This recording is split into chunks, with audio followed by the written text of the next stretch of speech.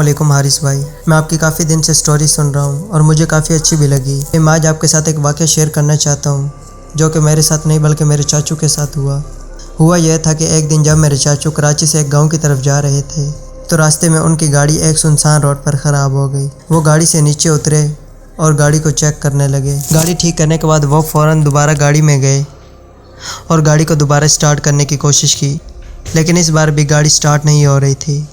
خیر وہ دوبارہ گاڑی سے نیچے اترے اور پیدل چلنے لگے کہ کیا پتہ راستے میں کوئی بس مل جائے، اسی پر بیٹھ کر گاؤں کی طرف چلے جائیں گے۔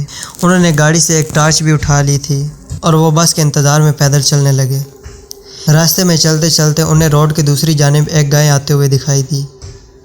وہ سمجھے کہ آس پاس کوئی گاؤں موجود ہے، یہ بھینس اسی گاؤں کی طرف جا رہی ہے جو کہ اپنے جھنڈ سے بچھڑ گئی ہوگی۔ میرے چاچو نے سوچا کہ چلو آج رات اسی گاؤں میں رہ لوں گا جس کی طرف یہ بھینس جا رہی ہے، صبح ہوتے ہی اس گاؤں سے کوئی میکینک لے کر آؤں گا اور گاڑی ٹھیک کروا لوں گا۔ میرے چاچو اسی گائے کے پیچھے چلنے لگے۔ وہ گائے چلتے چلتے ایک جنگل کی طرف روانہ ہو گئی۔ میرے چاچو اسی کے پیچھے چل رہے تھے، ان کے ہاتھ میں ایک لائٹ بھی تھی۔ چلتے چلتے میرے چاچو نے اچانک گائے پر لائٹ ماری تو وہ پہلے سے کافی بڑی دکھائی دے رہی تھی۔ میرے چاچو نے خیر اس پر کوئی توجہ نہ دی۔ چلتے ہی چلتے دوبارہ میرے چاچو نے اس گائے پر لائٹ ماری، وہ پہلے سے اور بڑی دکھائی دینے لگی۔ میرے چاچو کافی حیران ہو گئے تھے اور کافی ڈر بھی لگ رہا تھا کیونکہ ہر طرف اندھیرا ہی اندھیرا موجود تھا، لیکن پھر بھی وہ گائے کے پیچھے چلتے رہے۔ چلتے ہی چلتے انہوں نے دوبارہ گائے پر لائٹ ماری تو وہ کافی زیادہ بڑی ہو گئی تھی۔ ڈر کے مارے ان کے جسم سے پسینے چھوٹنے لگے اور ان کی فلیش لائٹ ان کے ہاتھ سے گر گئی۔ پھر انہوں نے فلیش لائٹ اٹھائی اور دوبارہ گائے کے اوپر ماری تو وہ اتنی لمبی ہو گئی تھی کہ میرے چاچو اس کی توقع بھی نہیں کر سکتے تھے۔ خیر میرے چاچو تو وہاں بے ہوش ہو گئے اور جب ان کو ہوش آیا تو ایک خوبصورت کمرے میں موجود تھے۔ اس کمرے کو کافی خوبصورت طریقے سے سجایا گیا تھا اور اس کمرے میں ہر طرف روشنی ہی روشنی موجود تھی۔ میرے چاچو وہاں سے اٹھے اور کمرے سے باہر جانے لگے تو اچانک کوئی بوڑھا شخص اس کمرے میں داخل ہو گیا۔ جب وہ داخل ہوا تو اس نے کہا کہ آج میرے بیٹے کی شادی ہے اور میں تمہیں خود یہاں لے کر آیا ہوں تاکہ تم بھی میرے بیٹے کی شادی پر آ سکو۔ میرا چاچو کافی ڈرا ہوا تھا تو میرے چاچو نے پوچھا کہ تم کون لوگ ہو، لیکن انہوں نے اپنی ابھی تک اصل شکل نہیں دکھائی تھی، اس لیے میرے چاچو کو زیادہ خوف بھی نہیں آ رہا تھا کیونکہ اس کی شکل عام انسانوں جیسی تھی۔ چنانچہ اس بوڑھے شخص نے میرے چاچو کو ایک لباس دیا اور ایک جوتوں کا جوڑا دیا اور کہا کہ جلدی سے تیار ہو کر باہر آ جاؤ۔ میرا چاچو جلدی سے تیار ہوا اور روم سے باہر گیا۔ جب روم سے باہر گیا تو وہ دیکھ کر حیران ہو گیا کیونکہ اس جیسا منظر انہوں نے آج تک نہیں دیکھا تھا۔ ہر طرف بڑے بڑے دانتوں اور لمبے لمبے بالوں والے آدمی بیٹھے ہوئے تھے اور عورتوں کا بھی یہی حال تھا۔ وہاں کی عورتوں کے بھی لمبے لمبے بال اور بڑے بڑے دانت تھے اور ناخن اتنے بڑے تھے کہ آپ سوچ بھی نہیں سکتے۔ میرے چاچو کافی زیادہ ڈر گئے تھے اور پھر اسی بوڑھے شخص کے پاس گئے کہ یہ لوگ کون ہیں۔ بوڑھے شخص نے کہا کہ تمہیں ڈرنے کی کوئی ضرورت نہیں، ہم جو بھی ہے ہم تمہیں کوئی نقصان نہیں پہنچائیں گے، بس تم شادی اٹینڈ کرو اور پھر ہم تمہیں اسی جگہ پر پہنچا دیں گے جہاں سے تمہیں لے کر آئے تھے۔ میرے چاچو کافی زیادہ گھبرائے ہوئے تھے تو اس لیے انہوں نے ہاں کر دی۔ اس بوڑھے شخص نے کہا کہ ابھی 10 منٹ بعد یہاں سے بارات روانہ ہو جائے گی، تم اپنی تیاری مکمل کرو۔ میرا چاچو مکمل طور پر تیار تھا۔ اس بوڑھے شخص نے میرے چاچو کا ہاتھ پکڑا اور ایک ٹیبل پر لے جا کر بٹھا دیا۔ ٹھیک 10 منٹ بعد بارات کے روانہ ہونے کا ٹائم ہوا اور میرے چاچو بھی اس بارات میں شامل ہو گئے۔ ٹھیک 10 منٹ بعد بارات وہاں پر پہنچ گئی اور میرے چاچو وہاں کا ماحول دیکھ کر بہت حیران ہو گئے اور میرے چاچو کے خوف کے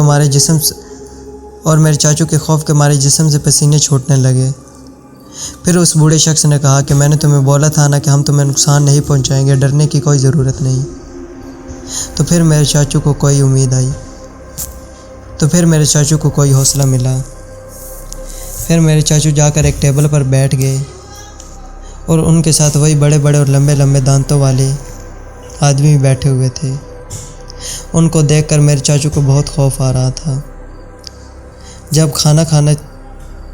جب تمام لوگوں نے کھانا کھانا شروع کیا تو میرے چاچو نے بھی کھانا کھانا شروع کیا۔ اور کھانا اتنا عمدہ تھا کہ آج تک میرے چاچو نے اپنی ریئل لائف میں اتنا کھانا عمدہ نہیں کھایا ہوگا۔ اور وہ جتنا مرضی اور انہوں نے اتنا کھانا کھایا اور انہوں نے بہت زیادہ کھانا کھایا، لیکن ان کا پیٹ نہیں بھر رہا تھا۔ کھانا کھانے کے بعد وہ بوڑھا شخص میرے چاچو کے پاس آیا اور کہا کہ میں نے کہا تھا نا کہ ہم تمہیں نقصان نہیں پہنچائیں گے، اب دیکھو تمہیں یہاں ہم نے کوئی نقصان نہیں پہنچایا، اب تمہارے جانے کا وقت آ گیا ہے، اپنی آنکھیں بند کرو اور تمہیں اسی جگہ پر پہنچا دیتا ہوں جہاں پر تمہاری گاڑی خراب ہوئی تھی۔ میرے چاچو نے آنکھیں بند کی۔ جب میرے چاچو کی آنکھ کھلی تو اسی جگہ موجود تھے جہاں پر ان کی گاڑی خراب ہوئی تھی۔ میرے چاچو نے کہا کہ اب میں گاڑی کو کیسے ٹھیک کروں گا، اب تو کافی ٹائم ہو گیا ہے، رات کے 2 بج رہے تھے۔ میرے چاچو گاڑی میں جا کر بیٹھے اور گاڑی کو سٹارٹ کیا تو ایک ہی سلف میں گاڑی سٹارٹ ہو گئی۔ چنانچہ میرے چاچو نے وہاں سے گاڑی تیز رفتار میں بھگائی اور گاؤں میں پہنچے۔ جیسے ہی گاؤں میں داخل ہوئے تو انہوں نے اپنی پیچھے والی سیٹ پر دیکھا تو وہاں پر کافی زیادہ گفٹ رکھے ہوئے تھے۔ میرے چاچو ان کو دیکھ کر حیران ہو گئے تھے۔ میرے چاچو نے ان گفٹ کو کھول کر دیکھا تو اتنی مہنگی چیزیں تھیں کہ میرے چاچو ان کی توقع بھی نہیں کر سکتے تھے۔ پھر یہ بات میرے چاچو نے کسی کو نہیں بتائی سوائے میرے، کیونکہ میں چاچو کی ہر بات کو جانتا ہوں اور میرے ساتھ وہ ہر اپنی بات شیئر کرتے ہیں۔ آج اس بات کو 25 سال ہو گئے ہیں، لیکن اب تک میرے چاچو کے ساتھ اس طرح کا کوئی واقعہ پیش نہیں آیا اور آج وہ اپنی لائف میں بہت خوش ہیں۔ اور جو دوسرا واقعہ میں آپ کو سنانے جا رہا ہوں، یہ واقعہ ہمارا آنکھوں دیکھا ہے۔ ہوا یوں تھا کہ گاؤں میں ہم 5 دوست رہتے تھے۔ روز ہم 5 دوست ایک قبرستان کے ساتھ موجود گھر میں بیٹھ کر باتیں کیا کرتے تھے۔ ہم 5 دوست میں سے ہمارا ایک دوست بہت بہادر تھا اور وہ کسی سے نہیں ڈرتا تھا۔ ہم ہر روز وہاں باتیں کرتے تھے اور ساتھ کھانے کے لیے کوئی چیز بھی پکایا کرتے تھے۔ ایک دن میرے دوست کو مستی آئی اور کہا کہ چلو آج شرط لگا کر جاتے ہیں کہ جو کوئی قبرستان میں موجود نلکے سے لوٹا بھر کر لائے گا اسے میں بکرا کھلاؤں گا۔ ہم نے کبھی پہلے شرط نہیں لگائی تھی۔ ہم سب دوستوں نے اسے منع کیا کہ شرط نہیں لگاتے، لیکن وہ نہ مانا۔ اس نے کہا کہ چلو اگر میں شرط لگا کر جاتا ہوں اور میں لوٹا بھر کر لاؤں گا تو کیا تم لوگ مجھے بکرا کھلاؤ گے؟ تو ہم نے مذاق میں ہی کہہ دیا کہ ہاں جاؤ ہم کھلائیں گے۔ وہ لوٹا لے کر قبرستان کی طرف روانہ ہو گیا۔ قبرستان میں وہ صحیح سلامت تو پہنچ گیا اور پانی کا لوٹا بھی بھر لیا، لیکن جب واپس آ رہا تھا تو راستے میں اسے ایک بوڑھی عورت سوتے ہوئے دکھائی دی۔ اسے پتہ چل گیا تھا کہ یہ کیا چیز ہے۔ میرے دوست کے ہاتھ میں ایک لاٹھی بھی موجود تھی۔ جب وہ اس کے پاس سے گزرنے لگا تو اس نے اسے جان بوجھ کر ہلایا اور کہا کہ میں شرط لگا کر آیا تھا اور اب یہاں سے پانی کا لوٹا بھر کے لے کے جا رہا ہوں۔ تو اس بوڑھی عورت نے کہا کہ چلو ٹھیک ہے، مانا کہ تم شرط لگا کر آئے تھے اور پانی کا لوٹا بھی بھر کر لے کے جا رہے ہیں، لیکن اب تم نے جو مجھے جگہ ہی دیا ہے تو اب میں تمہیں یہاں سے ایک ہی شرط پر جانے دوں گی۔ اگر یہ پاس میں پڑی ہوئی چادر تم میرے اوپر ڈال دو گے تو تم یہاں سے جا سکتے ہو، ورنہ تم یہاں سے نہیں جا سکتے۔ وہ بوڑھی عورت تقریباً 5 فٹ کی تھی اور چادر تقریباً 3 فٹ کی تھی۔ میرے دوست نے اس کے اوپر چادر ڈالنے کی بہت کوشش کی، لیکن وہ پھر بھی اس کے اوپر چادر نہ ڈال پایا۔ اگر وہ سر والی سائڈ پر چادر ڈالتا تو پاؤں والی سائڈ سے اتر جاتی، اور اگر پاؤں والی سائڈ پر ڈالتا تو سر سے اتر جاتی۔ اچانک میرے دوست کے ذہن میں خیال آیا کہ اس کے پاس لاٹھی بھی موجود ہے۔ اس نے وہ لاٹھی اٹھائی اور زور سے اس بوڑھی عورت کے گھٹنوں پر وہ لاٹھی ماری تو اس بوڑھی عورت نے اپنے گھٹنے فولڈ کیے اور میرے دوست نے جلدی سے اس کے اوپر چادر بچھا دی۔ تو اس بوڑھی عورت نے کہا کہ ٹھیک، مان لیا کہ ہمارے درمیان یہی بات ہوئی تھی کہ اگر تم میرے اوپر چادر ڈال دو گے تو میں تمہیں یہاں سے جانے دوں گی، اور تم نے چادر ڈال بھی تھی۔ اب تو میں تمہیں یہاں سے جانے دوں گی، لیکن جو تم نے مجھے گھٹنوں پر لاٹھی ماری ہے اس کا میں بدلہ ضرور لوں گی۔ میرا دوست پانی کا لوٹا بھر کر لے کے آ گیا اور اس نے ہمیں یہ ساری بات بتائی۔ ہم سب دوست اس کی بہادری پر بہت خوش ہوئے۔ چنانچہ اگلے دن صبح ہم نے شرط کے مطابق اسے بکرا کھلایا اور رات ہوتے ہی دوبارہ اسی گھر میں چلے گئے اور وہاں پر باتیں کرنے کے لیے بیٹھ گئے۔ موسم بہت صاف تھا، لیکن اچانک ہی بادل آ گئے اور ہر طرف آندھی چلنے لگی اور بہت تیز بارش آنے لگی۔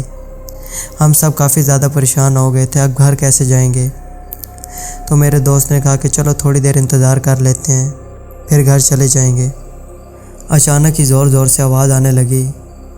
وہ آواز اتنی زور کی تھی کہ میرے آج تک وہ کانوں میں گونجتی ہے۔ وہ آواز یہ تھی کہ کل جو قبرستان میں لوٹا بھرنے کے لیے آیا تھا اسے جلدی سے باہر نکالو، ورنہ تم 500 دوستوں پہ یہ میں کمرے کی چھت گرا دوں گی۔ میرے دوست کو سمجھ آ گئی تھی کہ یہ وہی بوڑھی عورت ہے جسے میں نے کل لاٹھی ماری تھی۔ میرے دوست نے باہر جانے کا فیصلہ کیا۔ ہم سب دوستوں نے اسے منع کر دیا، لیکن ہم اسے روکتے رہے، وہ نہ رکا۔ اس نے کہا کہ چلو میں 10 منٹ میں آتا ہوں۔ خیر اس نے ضد کی اور وہ باہر چلا گیا۔ اس سے گئے ہوئے تقریباً 2 گھنٹے ہو گئے تھے اور ہم سب دوست کافی زیادہ پریشان بھی ہو گئے تھے کہ ابھی تک وہ کیوں نہیں آیا۔ ہم سب دوستوں نے باہر جانے کا فیصلہ کیا، لیکن میں نے منع کر دیا کہ ابھی باہر نہیں جانا۔ اس نے کہا تھا کہ وہ تھوڑی دیر میں ہی واپس آ جائے گا۔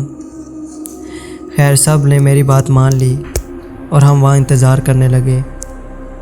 اب تقریباً 2.5 گھنٹے گزر گئے تھے لیکن ابھی تک وہ نہیں آیا تھا، تو میں نے بھی کہا کہ چلو باہر جا کر دیکھتے ہیں کہ ابھی تک کیوں نہیں آیا۔